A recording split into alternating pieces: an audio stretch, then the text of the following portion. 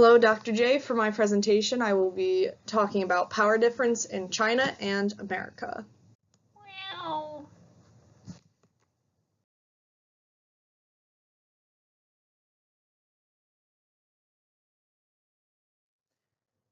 What is power distance?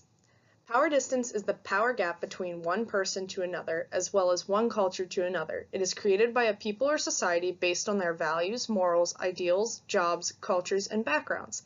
This can affect how one communicates and acts in their daily life with other people around them. I chose in this project to personally tackle America and Chinese culture.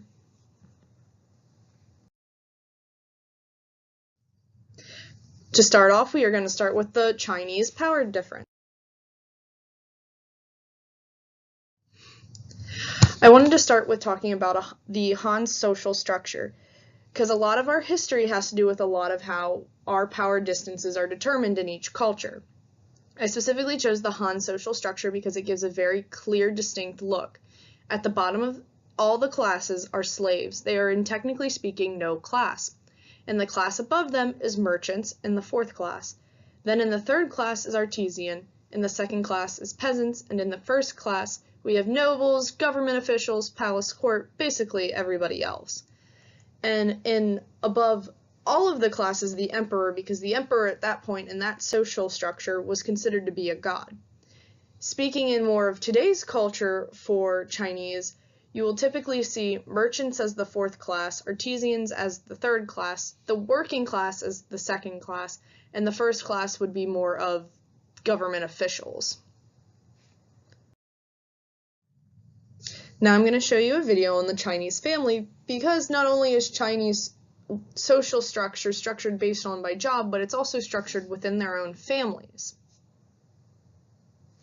Now that you've watched the video on Chinese family, you can get an idea of how complex the situation can get. However, you're not going to see people having 4 children, because Chinese have what is called the one-child law. In the one-child law, they are only allowed to have 1 child, obviously. Now, we've all heard in recent years it's now, quote-unquote, somewhat more relaxed because you can have 2 children now. However, you can only have 2 children if you're the child of one. If you have any other siblings, you can't have 2 children.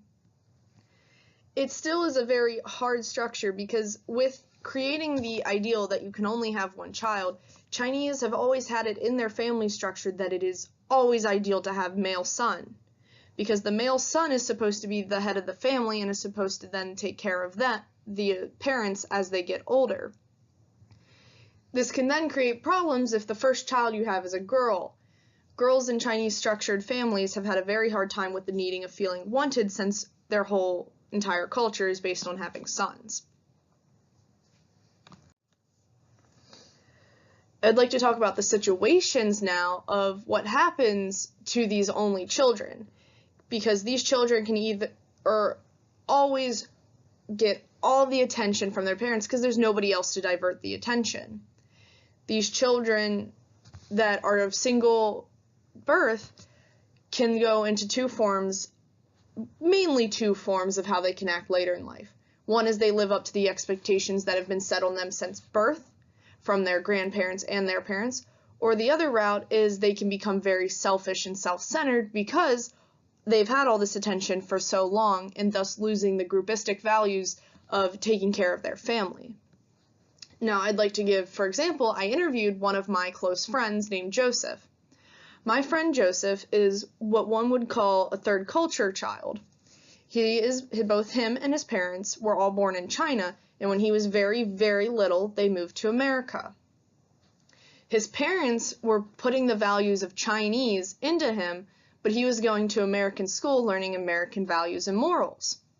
This created a lot of friction in his home, and he had a hard time trying to understand what his parents meant when he was being taught another way. As well as my friend Eric, who is also born of Chinese descent, and as well as his parents were all born in China, he, on the other hand, lived up to all of the expectations placed upon him, where my friend Joseph did not. This is easily an example of third culture and how the Chinese culture and the American culture are not similar at all. Thus, now I want to talk about the American power difference. This can be into three subsections of occupation, sex, and ethnicity. First, occupation. Some people may think that there's no power difference in occupation. For example, in my own life, both of my parents were police officers, and to me, that is a very important position, and I held a lot of respect for my parents and other officers. However, in the later years of America, we don't hold as much respect for police officers as much as one used to. There is a natural, well-known idea of respect, not necessarily a huge gap of it, but there is some sort of respect people have placed upon certain positions within America. In certain states, soldiers for America have been held up to a high degree of respect, where in other states they have not. Then we have other places that highly respect doctors and workmen and anything else. It just depends partially on where you are. However, there is always some sort of respect or expectation put upon each position, such as, though we are getting past this, there used to be a very large stigma for women to work as secretaries or teachers, not as mathematicians, not as computer science people. However, we're slowly breaking that norm of occupational social standard that was set upon it.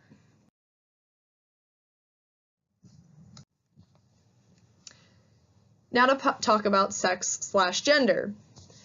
Gender has now become more of a fluid topic in American society, as people are now declaring they are other genders other than male and female. However, if we were to look into our past, you can clearly see where the male gender was easily at the top of the food chain, where the female gender was second. This is clearly visible throughout history until you hit World War II. In World War II, all the men went off to war and left the females back at home. So what did the good old females do? We strapped up our boots and put on our breeches and we got to work. And we clearly got a very good taste of what it was like to have more occupational choices and more choices just to do in life other than to stay at home and take care of the children.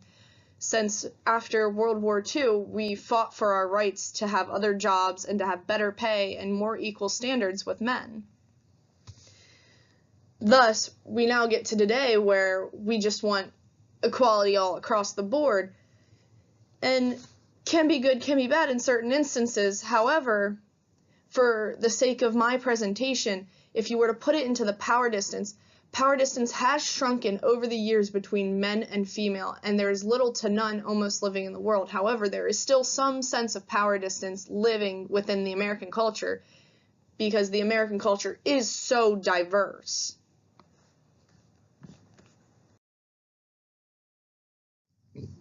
Lastly, for American culture, I want to address ethnicity. American culture has been labeled as the melting pot, where it's a melting pot of all different cultures.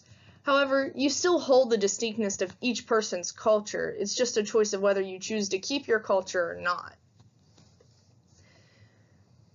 For ethnicity, though, it has always been very well known that in American culture that white people have been at the top of the food chain, even if we are in the minority of numbers. The sad part of the factor is the male white would have been considered the highest branch in power distance, and that if an African male were to try and talk to a white male, there would be a very large confrontation. In our history with slavery is the most well-known and vividly placed mark of how ethnicity has been diverse.